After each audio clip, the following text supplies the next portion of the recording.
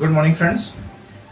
दोस्तों, हम लोगों ने देखा होगा कि हम कई तरह के यूनिट्स को अलग अलग पैमानों में नापते हैं। जैसे कभी कभी हम लंबाई को सेंटीमीटर में नापते हैं, कभी उसी लंबाई को मीटर में नापते हैं, कभी उसी लंबाई को मिलीमीटर में नापते हैं और कभी उसी लंबाई को किलोमीटर में नापते हैं। ऐसे ही अगर हम द्रव्यमान की बात करें, यदि इसको आप मास बोलते हो, तो या तो हम किलोग्राम में नापते हैं या ग्राम में नापते हैं या मिलीग्राम में नापते हैं। तो इस तरह से पैमाने अलग अलग क्यों होते हैं? आज का टॉपिक यही है कि अंतरराष्ट्रीय मानक प्रणाली यानी कि नेशनल लेवल पर या इंटरनेशनल लेवल पर कितने तरह के सिस्टम्स हैं जिनके अकॉर्डिंग हम किसी भी राशि को मापते हैं, यानी मापन की प्रणाली। लास्ट वीडियो में हमने स्टडी किया था अदिश सदिश राशियों को और साथ में भौतिक मापन को। आज की इस वीडियो में हम स्टडी करेंगे अंतरराष्ट्रीय मापन प्रणाली की। तो वीडियो को शुरू करने से पहले रिक्वेस्ट करते हैं कि प्लीज़ अगर आपने वीडियो को नहीं देखे हैं मेरे, तो उसको प्लीज़ देख लीजिएगा। चैनल को सब्सक्राइब नहीं किया है, सब्सक्राइब कर लीजिए जिससे मेरे अपडेट्स आपको मिलते रहें। तो वीडियो शुरू करते हैं।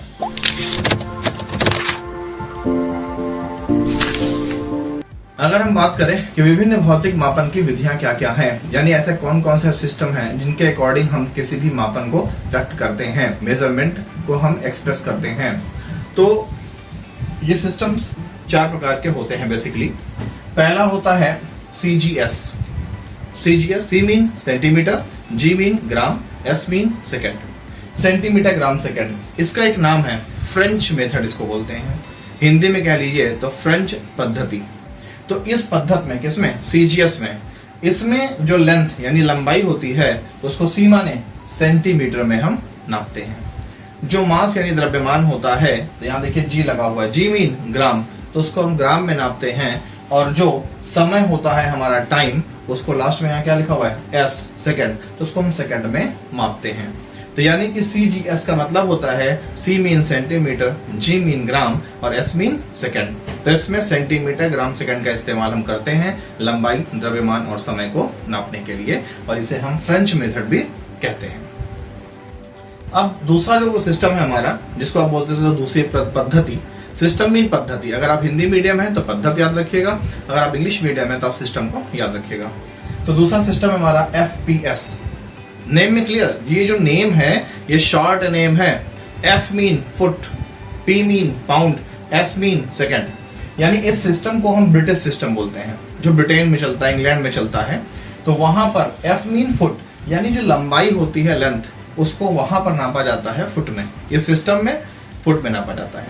और जो हमारा द्रव्यमान यानी मास होता है, तो यहाँ देखिए क्या लिखा हुआ है? P mean pound. तो द्रव्यमान को यहाँ पर हम इस सिस्टम में पाउंड में नापते हैं। और जो हमारा टाइम होता है वो सेकंड में ही नपता है, क्योंकि यहाँ पर लास्ट में S है। तो F mean foot, P mean pound, S mean second. अब देखते हैं कि नंबर थर्ड यूनिट क्या कहता है। तो नंबर थर्ड जो सिस्टम है हमारा वो है MKS सिस्टम। हिंदी में बोलते हैं MKS पद्धति। इसमें क्या होता है कि M मीन मीटर, यानी कि जो हमारी लेंथ यानी लंबाई होती है उसको हम मीटर में नापते हैं। और जो मास यानी द्रव्यमान होता है उसको हम किलोग्राम में नापते हैं। और जो समय यानी टाइम है वो सेकंड में नापते हैं। इसलिए नाम क्या है इसका? MKS। M mean metre, K mean kilogram और S mean second. Metre, kilogram, second. और जो हमारा लास्ट सिस्टम है, ये सबसे एडवांस सिस्टम है जो इस समय प्रेजेंट टाइम में, वर्तमान में कोई दुनिया में माना जाता है, और उसको हम बोलते हैं SI सिस्टम। बोलते तो SI सिस्टम है, लेकिन इसका नाम होता है international system of units. International system of units यानी कि यूनिट्स का अंतरराष्ट्रीय पद्धति। तो इस पद्धति में जो लंबाई होती है वो मीटर में नापी जाती है, और जो द्रव्यमान होता है वो किलोग्राम में नापा जाता है, और जो टाइम होता है वो सेकंड में नापा जाता है, जैसा कि MKS में मापा जाता है। मगर ये जो SI सिस्टम है, स्टैंडर्ड इंटरनेशनल यूनिट सिस्टम जो है, इसमें हमारे 7 मूल मात्रक हैं, 7 मूल राशियां हैं और 2 पूरक मात्रक और पूरक मूल राशियां हैं। मैंने इन 7 मूल राशियों को पीछे के वीडियोस में आपको एक्सप्लेन भी किया है। अगर आपने नहीं देखा होगा तो मैं आई बटन में उसका लिंक दे दूंगा, उसको जरूर देख लीजिएगा। अब हम डिस्कस करते हैं SI सिस्टम की, जिसको हम बोलते हैं international system of D units. आज पूरे विश्व में इसी SI इंटरनेशनल पैमाने को माना जाता है, और इस पैमाने में जो राशियां हैं, मूल राशियां, जिसको आप फंडामेंटल क्वांटिटी बोलते हो, वो 7 हैं। और इन फंडामेंटल क्वांटिटी यानी मूल राशियों के जो मूल मात्रक हैं जिनको हम फंडामेंटल यूनिट्स बोलते हैं वो है हमारे 7, और साथ में इसमें 2 पूरक मूल राशि, पूरक राशियां और पूरक मात्रक हैं। मैंने इन सभी राशियों को पीछे के वीडियोस में आपको समझा रखा है, मैंने उसका लिंक आई बटन में दे भी रखा है, प्लीज देख लीजिएगा। या हम शॉर्ट में समझते हैं कि जो एसआई इंटरनेशनल यूनिट है जिसको हम इंटरनेशनल स्टैंडर्ड डी यूनिट्स कहते हैं, उसका जो शॉर्ट फॉर्म है वो S.I है, SI याद रखिएगा। तो इसमें जो मूल मात्रक है, पहले हम समझते हैं कि मूल मात्रक होते क्या है, जिनको हम बोलते हैं फंडामेंटल क्वांटिटीज। तो मूल का मतलब फंडामेंटल यानी किसी भौतिक राशि के वे मात्रक। भौतिक राशि कौन होती है? जैसे लंबाई है, द्रव्यमान है, समय है, ये सब भौतिक राशियां हैं जिनको आप फिजिकल यूनिट्स बोलते हो। तो किसी भौतिक राशि के वे मात्रक जो अन्य मानकों से स्वतंत्र होते हैं मूल मात्रक कहलाते हैं। यानी कि ऐसे मात्रक, ऐसे मेजरमेंट यूनिट जो किसी अन्य यूनिट से ना बनाए जा सके, वो एलोन हो, इंडिविजुअल हो, यानी कि ऐसे मात्रक जो अन्य मात्रकों से प्राप्त ना किया जा सके, उन्हीं को हम मूल मात्रक कहते हैं। ये 7 हैं। ये दिख रहा है आपको मूल राशि और ये आपको दिख रहा है मूल मात्रक। तो पहली मूल राशि है लंबाई, और लंबाई को हम हमेशा नापते हैं मीटर में। दूसरा है द्रव्यमान, द्रव्यमान को इंग्लिश में बोलते हैं मास, और मास को नापते हैं किलोग्राम में। तीसरा है समय, समय मीन टाइम, और टाइम को हम मापते हैं सेकंड में। नेक्स्ट है विद्युत धारा, इलेक्ट्रिक करंट, इसका जो मात्रक है वो है एम्पियर। नेक्स्ट है ताप, ताप मीन टेम्परेचर। टेम्परेचर का जो एसआई यूनिट है यानी एसआई मात्रक है वो केल्विन है।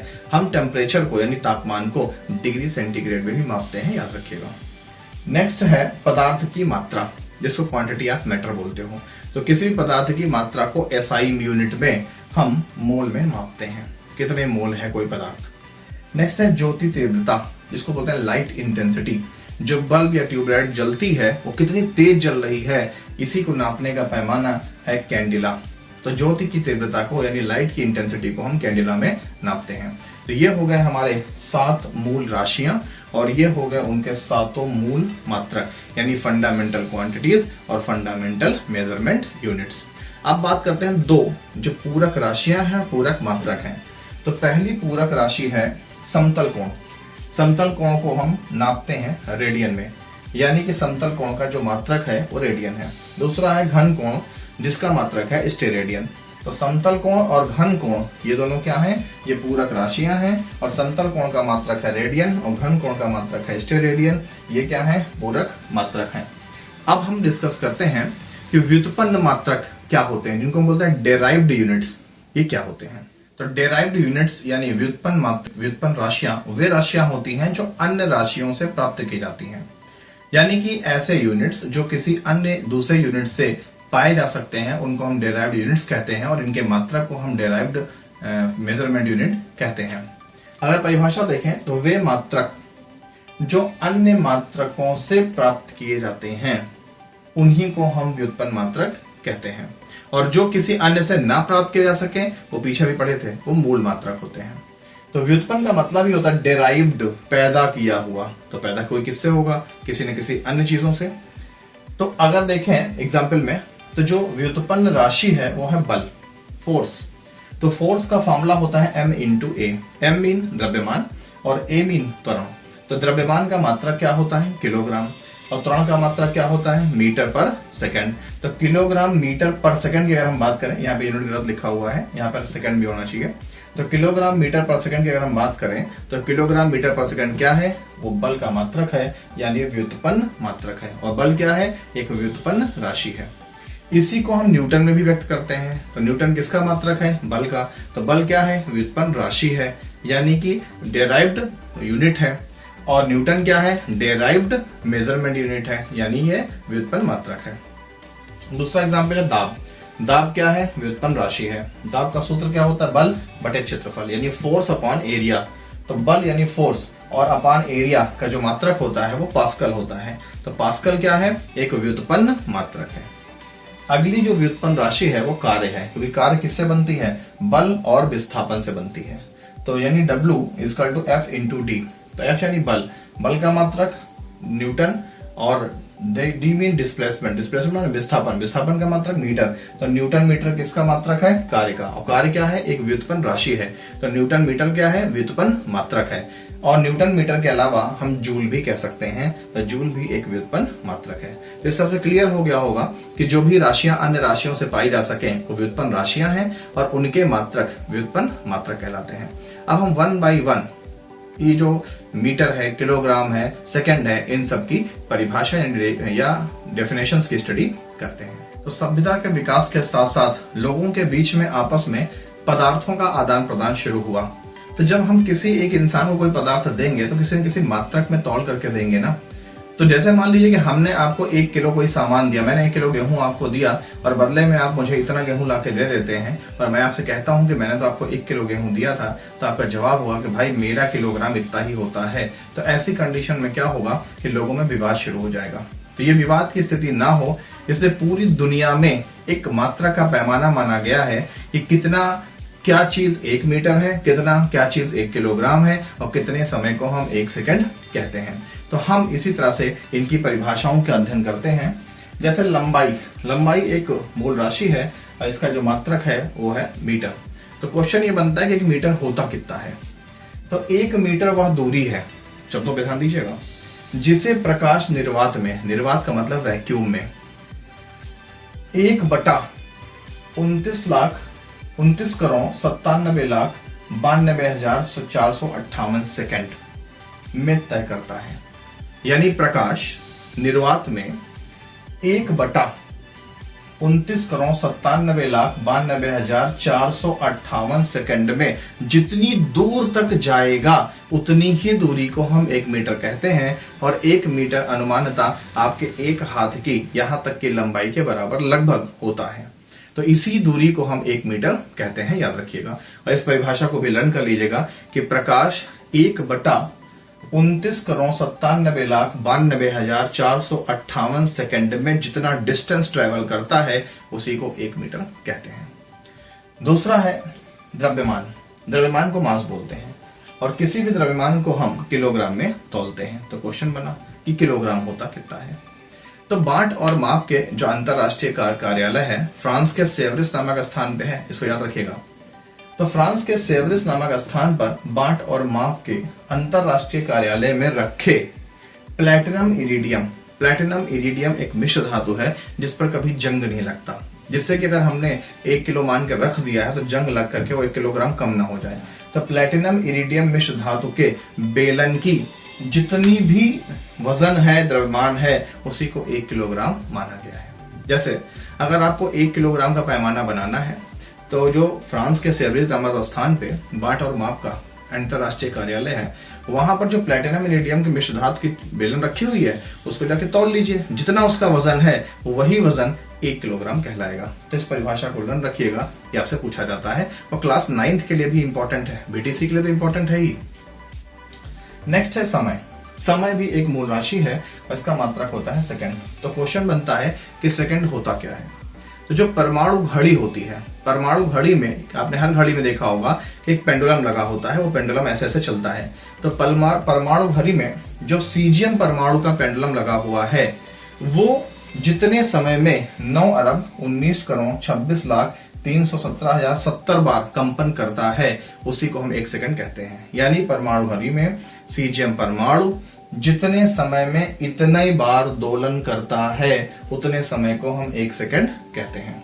तो इस तरह से एक यानी समय का मात्रक सेकंड और द्रव्यमान का मात्रक किलोग्राम और दूरी का मात्रक मीटर डिसाइड हो गया कि जिस किसी को भी मीटर, द्रव्यमान और सेकंड को डिसाइड करना हो वो इस तरह से डिसाइड कर सकता है। इससे फायदा ये होगा कि दुनिया के हर कोने में मीटर एक बराबर होगा, किलोग्राम एक बराबर होगा और सेकंड का भी मान एक बराबर होगा। जो अगला मूल राशि है वह है धारा, विद्युत धारा जिसको बोलते हैं इलेक्ट्रिक करंट। और इलेक्ट्रिक करंट को हम मेजर करते हैं एम्पियर में। तो 1 एम्पियर होता क्या है ये क्वेश्चन बनता है। तो 1 एम्पियर वो धारा है यानी वो करंट है जो 1 मीटर की दूरी पर रखे 2 पैरेलल माने समानांतर तारों पर 2 × 10⁻⁷ न्यूटन का आकर्षण या प्रतिकर्षण यानी अट्रैक्शन या रिपल्सन फोर्स लगाए।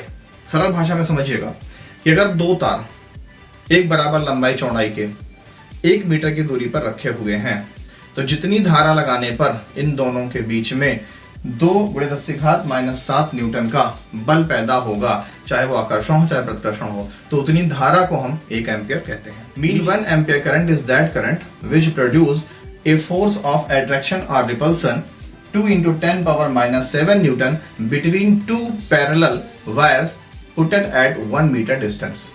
इसको याद रखिएगा, फिर से मैं रिपीट कर रहा हूं कि 1 मीटर की दूरी पर रखे हुए 2 समानांतर तारों के बीच में जितनी धारा लगाने से 2 × 10⁻⁷ न्यूटन का बल पैदा होता है, उसी को हम 1 एम्पियर कहते हैं। नेक्स्ट है ताप। ताप का मात्रक होता है केल्विन। तो क्वेश्चन बनता है कि 1 केल्विन होता कितना है। तो ऊष्मागतिक ताप के यानी किसी भी टेम्परेचर के 1/273 यानी 1/273.16 भाग को 1 केल्विन कहते हैं। यानी कोई भी टेम्परेचर किसी भी ताप के 1/273.16वें भाग को हम 1 केल्विन कहते हैं। इसीलिए जब किसी डिग्री सेंटीग्रेड को केल्विन में बदलना होता है तब उसमें 273 जोड़ते हैं। याद रखिए, कहीं न्यूमेरिकल में आएगा, मैं आपको बताऊंगा। नेक्स्ट है ज्योति तीव्रता, जिसको हम बोलते हैं लाइट इंटेंसिटी, कि प्रकाश कितनी तेज जल रहा है। तो इसका मात्रक होता है कैंडिला। तो 1 कैंडिला होता क्या है। तो जब कोई प्रकाश स्रोत, चाहे बल्ब हो, ट्यूबलाइट हो, एलईडी हो, कुछ भी हो, जब कोई प्रकाश स्रोत 540 × 10⁻12 हर्ट्ज, ये फ्रीक्वेंसी होती है, आवृत्ति, इतनी आवृत्ति का व 1/683 वाट प्रति स्टेरेडियन, ये उसकी पावर है। वाट में क्या नापते हैं, पावर। तीव्रता का एक वर्णी का मतलब एक रंग का प्रकाश उत्सर्जित करता है, तो उसे हम 1 कैंडिला कहते हैं। बहुत सरल भाषा में, कोई भी ऐसा प्रकाश स्रोत जो इतने हर्ट्ज यानी इतनी फ्रीक्वेंसी का प्रकाश निकालता हो, उसकी तीव्रता को हम 1 कैंडिला कहते हैं। यानी वो बल्ब इतने 1 कैंडिला तेज जल रहा है। ठीक, अब हम स्टडी करते हैं कि मोल क्या होता है। तो अगर हम 1 मोल की बात करें तो 1 मोल किसी भी पदार्थ की वो मात्रा होती है जिसमें उसके 6.023 × 10⁻23 परमाणु, अणु या कण हो। जैसे कोई हमसे पूछे कि 1 मोल क्या है, तो 1 मोल पदार्थ की वह मात्रा है जिसमें उसके 6.023 × 10⁻23 परमाणु होते हैं। यानी अगर किसी भी पदार्थ के 6.023 × 10⁻23 परमाणु हैं, तो उतनी मात्रा को हम 1 मोल कहते हैं। दूसरी भाषा में हम कह सकते हैं कि 1 मोल किसी पदार्थ के परमाणु भार या अणु भार के बराबर होता है। यानी कि अगर कोई भी एलिमेंट है और कोई हमसे पूछे कि इसका 1 मोल कितना होगा, तो जितना उसका भार होगा वही उसका 1 मोल होगा। जैसे अगर हम बोलें कि 1 मोल कार्बन कितना होगा, तो 1 मोल कार्बन 12 ग्राम का होगा। कोई हमसे पूछे कि 1 मोल पानी का भार कितना होगा, तो 2 हाइड्रोजन है, 2 हाइड्रोजन का भार 2 हो गया, प्लस ऑक्सीजन का 16 हो गया, तो 18 ग्राम होगा। यानी कि 1 मोल पानी का भार 18 ग्राम होता है। तो इस तरह से उम्मीद करता हूं कि आपको सारी मूल राशियां और इनके मूल मात्रा की परिभाषाएं कंप्लीटली समझ में आ गया होगा। ये आपके बोर्ड एग्जाम के लिए, साथ ही सेमेस्टर एग्जाम के लिए इंपॉर्टेंट है। क्लास 9th के लिए तो मोस्ट इंपॉर्टेंट है। तो अगर आपको वीडियो पसंद आया तो प्लीज इसे लाइक, शेयर और सब्सक्राइब करिए, जिससे कि मेरा मनोबल बढ़े, मैं आपके लिए ऐसे ही नए अपडेट्स लेकर आता रहूं। मिलते हैं नेक्स्ट वीडियो में, तब तक के लिए थैंक यू।